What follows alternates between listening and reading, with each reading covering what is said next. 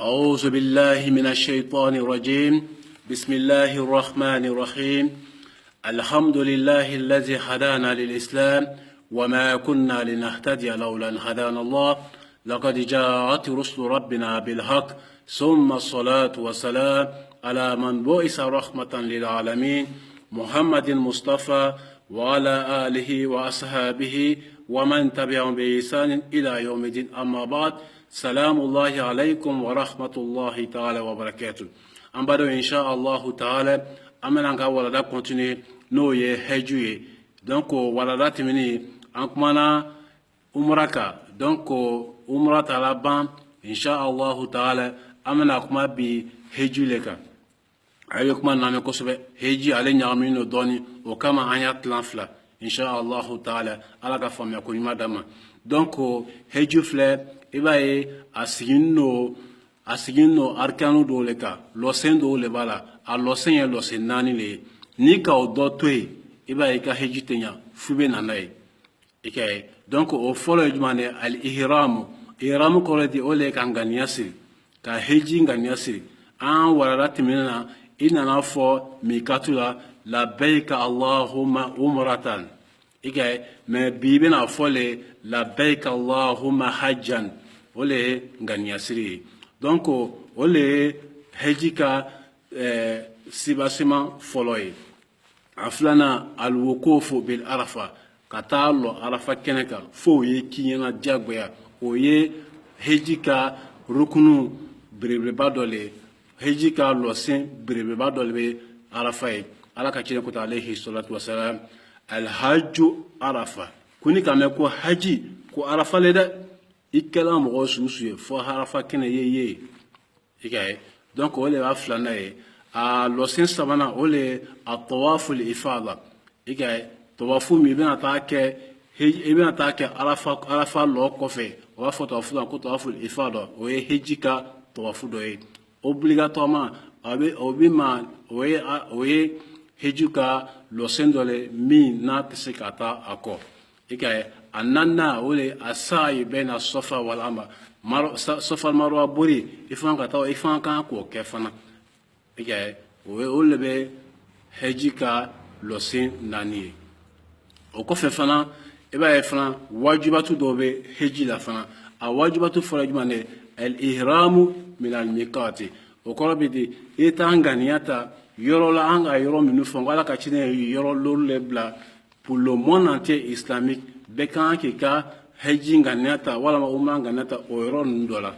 ikaye mais sisan ele ka tamatu le ke kaban ele be yoro juma sisan ebe makan sisan yala ele kan ka ta ka fenta carrefour la ka ta yoro na no makan ka o ba ta la yoro na iba ta ele makan ka o ba ta la mi makan ka be ba ta la o ka so kono le ikaye obi ko no bana ko la ka ban ka o kan ka parfum mi ko ka o kan ka laba mi ke no bana o be ka ban ka iram fando sisan ni heji le sisan wa fo sisan labbaik allahumma hajja ikaye comme ele be makan sisan e kan ki tata makan ka o ba ta la o ka so kono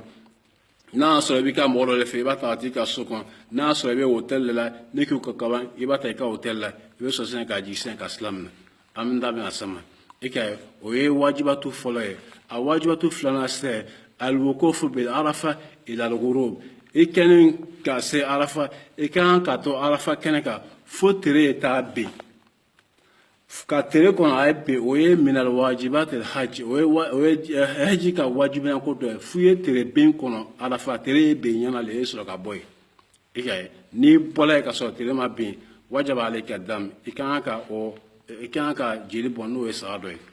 إكاي السبنا المبيت بالمزدلفة إلى منتصف الليل كاسي مزدلفة وإما obligatoirement إكاي ناسو إكا كنه أبي موجون لك مسلمو دمسنو أني مؤمنو مانغنا كوسبه ولا أبي بقول لك ولو بيبوي سو تما كتا مينا donc ويا سبنا أننا المبيت بمينا ليالي أيام التشريف mina tere sabasi o imma obligatoirement le ikan ko saba beke ike malana ruksaka ibe se ka dan tere flama ike alorna ole jami rami jamrat ka shetana o bon shetana ye sabaye ike monema sabale k'o bɛɛ bɔn o fana ye wajibiyanko dɔ ye o kɔfɛ sisan alhalku aw taksir ka t'i kun li walama k'i kun coiffer mais muso yɛrɛ b'a kun muso yɛrɛ bɛ dɔɔni tigɛ a kunsigi la fɛngɛ ni 2 centimètres jateya ni ɲɔgɔn jateya i bɛ kunsigi la jɛ ɲɔgɔn kan i bɛ ni ɲɔgɔn jateya tigɛ a la o ye muso ta ye mais cɛ b'a kun coiffer walama a b'a kun li a 7 na o le ye a tawaful wada i ka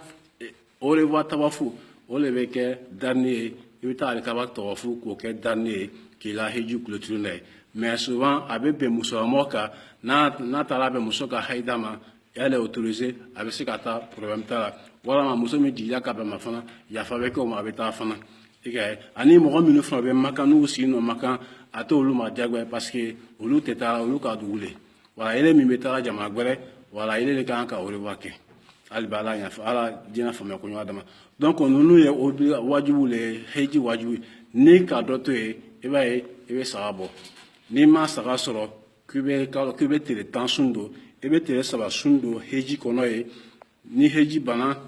n'i taara i ka so i bɛ taa tile 7 dɔ ye donc a bɛ kɛ jeli 10 i ka saba dɔ k'i to heji la n'i nana i ka so i bɛ 7 dɔ a bɛ kɛ 10 n'i ka nin wajibu nin dɔ to ye n'i ma saga sɔrɔ min b'i ka o de bɛ nin ye donc o kɔfɛ sisan an bɛna don sisan n'a fɔra sisan ko a yawmu tarwiya o ye don jumɛn de ye zulhijja an bɛ seli k'a kalo min na nin ye o tile 8 n'o kɛra bi ye sisan baara wulila heji ŋaniya bɛ ta o don de la mɔgɔw bolo minnu ka tamatuw kɛ an bɛ kuma tamatuw le kan minnu nana ka umura kɛ fɔlɔ umura banna u k'u ka faniw bɔ ka fani kɔrɔw don sisan ka kɛ komi dugulen maintenant seliba kalo tile 5 dɔ la sisan olu kan ka i ko sisan ka ba ka iranfani don kura ye tuguni sani i bɛna iranfani don i kan k'i sɔnni fara bɛɛ tigɛ k'i kabakɔsiw fɛn fɛn bɛ n'i gêner i fari la i b'o bɛɛ bɔ ye ka sɔrɔ sisan k'i ka fani don iranfani don fani gbɛman don n'i k'o don sisan i b'a fɔ de labɛika allahumma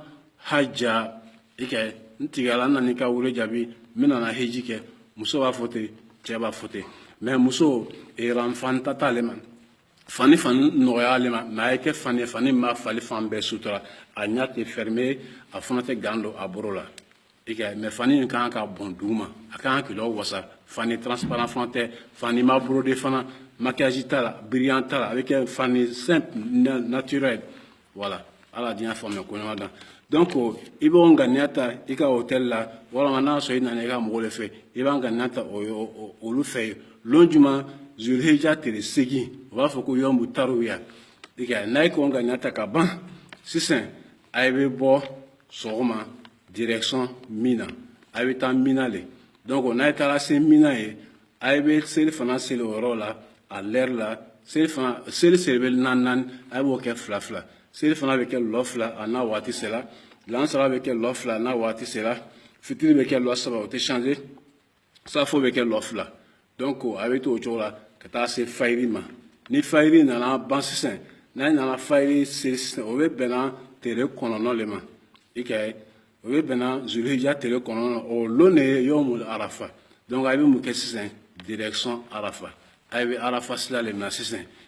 mais nin bɛɛ lɔ a bɛ voyage la a bɛ na k'a fɔ labɛika allahumma labɛika la sharika laka labɛika innal hamda wa ni'mata laka wal mulk la sharika lak a bɛ o fɔ la dɔrɔn a bɛ o fɔ depuis i bɛ bɔra i ka so fo ka taa se Mina a bɛ o fɔ la depuis i bɛ Mina fana i b'a fɔ la ye fana a ye bɔtɔ Mina fana tile kɔnɔna ko a bɛ taa arafa a bɛ k'a fɔ la a bɛ k'a fɔ la arafa sigi bɛ commencer bada zawal seli fana seli kɔfɛ donc a bɛ daminɛ fo ka taa se tile bin ma misiri dɔ bɛ arafa kɔnɔ yen misiri dɔ bɛ yen u b'a fɔ ko masjid namira o tɛ arafa il fait pas partie de arafa a bɛ taa selila le misiri in kɔnɔ ka kutuba écouter n'a banna a bɛ kɔsa i ka tandanw kɔrɔ donc i ka temps perdu o yɔrɔ la yen parce que a tɛ kɛra i bɛ taa seli de k'a kɔnɔ ni seli banna i bɛ kɔsa i ka tandan kɔrɔ i bɛ taa dɔw ye fana olu b'a kɛ yara ye i taara yara kan de ma yɔrɔ min dil'i ma ko a y'i sigi yɔrɔ de bɛ nin i b'i sigi o yɔrɔ de la ala ka ciden ko alayhi salatu wasalam alhajju arafa ala ka ciden dɔ la yɔrɔ la ka kutuba kɛ a yɔrɔ o b'a fɔ yɔrɔ la ko jabal rahma ni sera ka o yɔrɔ sɔrɔ alhamdulillah ni m'o yɔrɔ sɔrɔ a ko ko wakaftu huna ko ale lɔla yan wa arafatu kulluha mawqif ko arafa yɔrɔ bɛɛ ye lɔyɔrɔ fo n'a sɔrɔ ka yɔrɔ min lɔ ko arafa dan de bɛ i kan ka tɛmɛ o kan i ka ye donc o b'a yira k'a fɔ ko i ma taa tulonkɛ kama donc k'a daminɛ waati a ye don arafa fo ka taa se fitiri fo ka taa se tirebe ma i bɛ dugawu de la dɔrɔn i ka ye i bɛ dugawu k'i yɛrɛ ye ka dugawu k'i denw ye ka dugawu k'i fa ye ka dugawu k'i ba ye ka dugawu k'i ka famille ye ka dugawu k'i kɔrɔ ni dɔgɔninw ye ka dugawu k'i ka jamana ye ka dugawu k'i ka village ye ka dugawu kɛ silamɛfiliw ye ka dugawu kɛ kɛnɛbaatɔw ye ka dugawu kɛ banabaatɔw ye ka dugawu kɛ diɲɛ bɛɛ ye i ka ye ka dugawu kɛ fana sayafiliw ye i ka ye i bɛ n'i sɛgɛnna dugawu la i bɛ kuranɛ kalan daminɛ n'i sɛgɛnna kuranɛ kalan na i bɛ zikiriw daminɛ asafurula subhanallah walhamdulillah wala i b'o olu bɛɛ de fɔ i ka fo ka taa tɛrɛ bi ala ka cɛn ye dugawu dɔ sun ye a ko khayru du'a yawmul arafa mais ko i kan ka min fɔ ka caya o le ye la ilaha illallah wahdahu la sharika lahu lahul mulku wa lahul hamdu wa huwa ala kulli shay'in qadir i b'o fɔ ka caya i b'o fɔ ka caya i b'o fɔ ka caya hali ni sera ka miliyari sɔrɔ la mashallah a bɛ ka ɲi i b'a fɔ ka caya i ka ye donc o bɛ kɛ arafa lo ni tɛrɛ nana bin sisan donc a bɛ bɔ arafa sisan direction muzdalifa i ka ye a bɛ taa min sisan a bɛ taa muzdalifa de n'a ye taara se muzdalifa sisan a bɛ mun de kɛ muzdalifa a bɛ fitiri i ka ye a ye tɛmɛ arafa seli fana o ni lansara a bɛ n'o seli masjid namira i ka ye o b'a kɛ jamuw ye ka fila bɛɛ fara ɲɔgɔn kan i ka ye mais fitiri o bɛ kɛ jamu taakiri a bɛ fara safo de kan n'a ye sera tuma min na muzdalifa i ka ye donc n'a ye sera muzdalifa sisan muzdalifa ye a diyagoyalen de komi an k'a fɔ ɲɔgɔn cogo min na minal wajibat a kan ka si muzdalifa i ka ye a kan ka si muzdalifa i ka ye yɔrɔ dɔ bɛ muzdalifa u b'a fɔ ko mashar haram o ye kuru dɔ ye donc dugawukɛyɔrɔ dɔ fana b'o yɔrɔ ye fana ala ko fɛrɛ dɔ b'o yɔrɔ ye fana subhanallah walhamdulillah allahu akbar wala hawla wala quwwata illa billah labbaik allahumma labbaik labbaik la sharika lak labbaik innal hamda wan ni'mata lak wal mulk la sharika lak ay b'o fɔ ka caya i ka ye ay bɛ si ye mais mɔgɔ damadama bɛ yen olu autorisé na k'olu ka tɛmɛ jama kana déborder cogo min na mɔgɔ minnu lɔyɔrɔtɔw mɔgɔ minnu man kɛnɛ cɛkɔrɔbalakaw musokɔrɔbalakaw denmisɛnninw olu bɛ tɛmɛ su janfani kɔfɛ olu bɛ bɔ muzdalifa olu tɛ si muzdalifa olu bɛ taa mina i ka ani minnu bɛ wotoro kɔnɔ nabaranaka ninnu olu fana bɛ taa fana i ka mais minnu ka kɛnɛ olu bɛ si obligatoirement i ka donc sɔgɔma sisan n'a ye bana fa ye sisan ni tere k'i kun bɔ a bɛ taa min a bɛ taa mina i ka n'a ye sara mina sisan a ye kan ka sitana dɔ bɔn o tɔgɔ ye ko jamaratul akabatu kubra sitana belebeleba i ka mais sitana yɛrɛ tɛ dɛ mɔgɔ caman a bɛ kɛra mɔgɔ caman ko sitana yɛrɛ tɛ mun de bɛ o ka mɔnɛma dɔ le lɔ i ka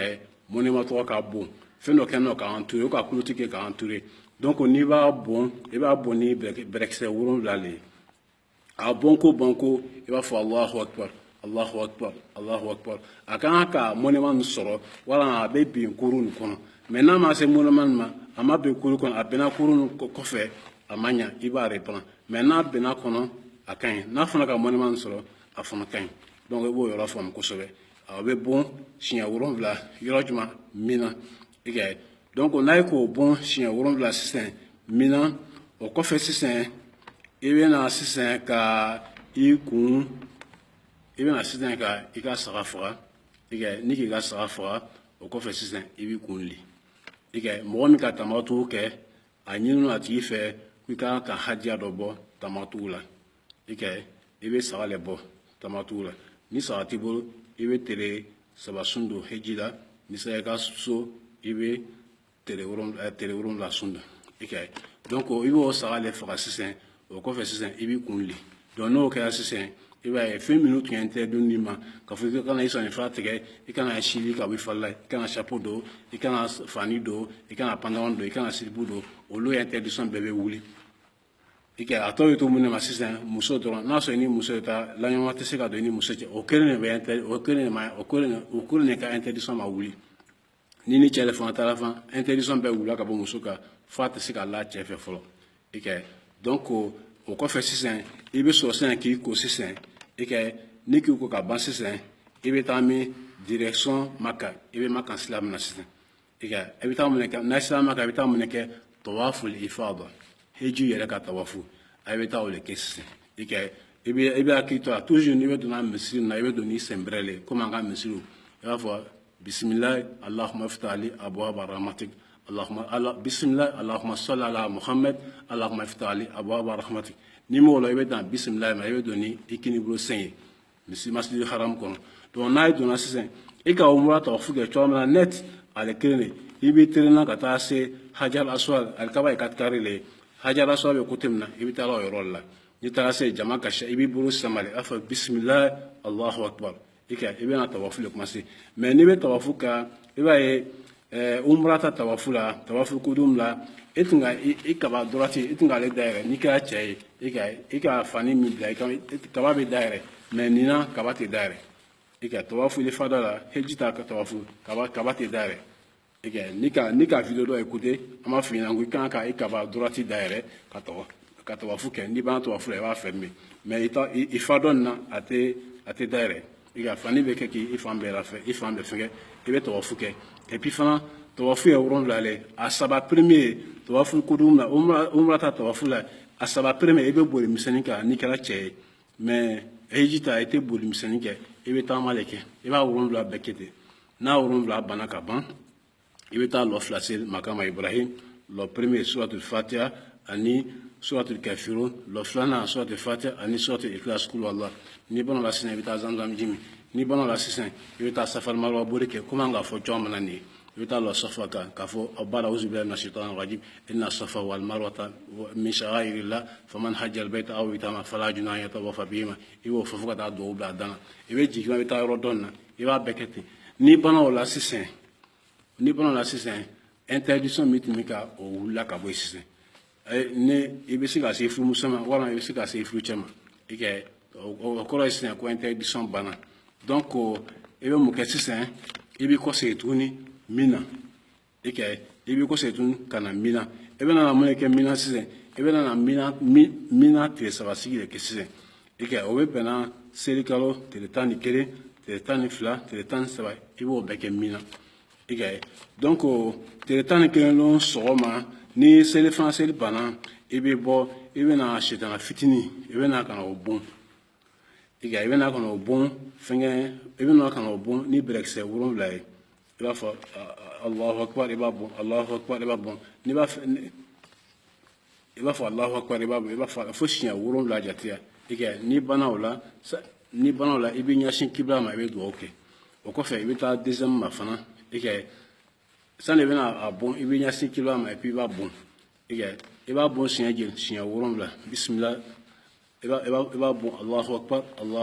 Allahu akbar fo shia wuron la flana le boy mi be chama wusto ni fana ko bo fa ibi jinga doni kata go shive ibi nyasi kibla ma ibe do oke to kan noima ni bana la sin ibe ta nya fe sin brewa be donc iba le fana bon fa chien woron la ni bana la sin ite do oke alela ega me ibe atu ya la feni ese moni e aka ku ese moni mama obi a be kuru ni kono na ma be kuru na be na kuru ko fe amanya iba reprend ibe ya ki to ro la ko sobe eke donc iko ke teletani kere ni du gbela fana teletani flana no fana ni bana se français la ibe ta ke tuni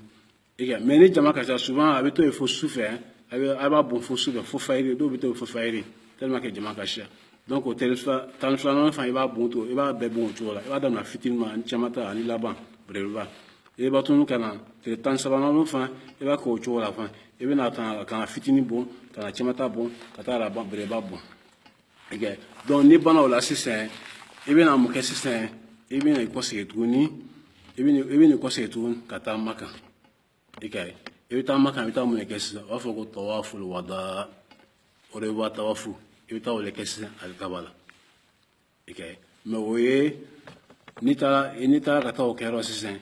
ibe o tawafu ke kaba wa so ka fane normal le bikana ibe tawafu normal ke okay donc on ni na la bon la sisen heji ko ya bana. Okay. Mais souvent ni fana muso ni ba soro muso do be olu ka la dana na okay donc o shera ba loi be olu ya fa be ko olu mo be sikata o kaso okay na so jina be fon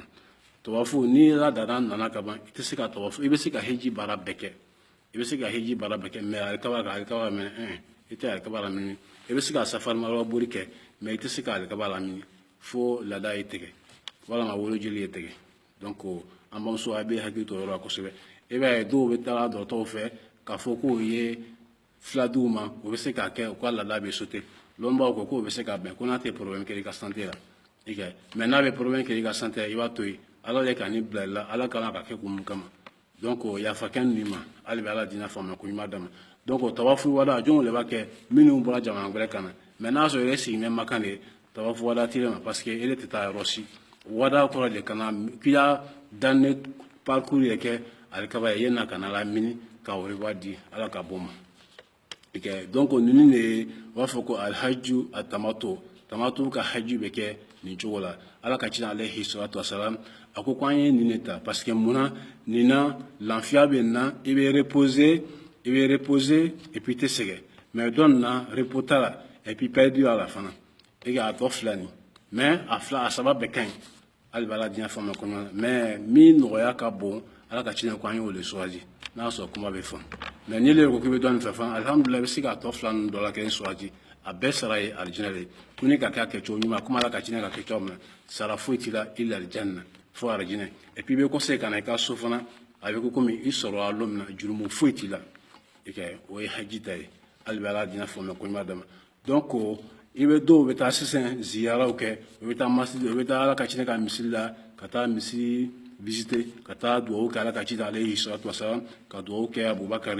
wa umar o be boy fana o be ta al bakiya wita cimetière bakiya sahaba wana la kajine ka furmuso wita do ke oluye o be boy fana wita uhud islamo ka kere folo nu ka mi perdike ghazwatul uhud wita ka ta shuhada ofle ala rasim hamza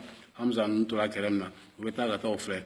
donc do fana wita fana masjid quba misli folo min lola ala kajine botuma na be na madina on va faire commencer le Cuba do beta e be se kata fana kata o visiter kata lo flasser et que ko lo flaver comme au Brésil be comme mo ka umrake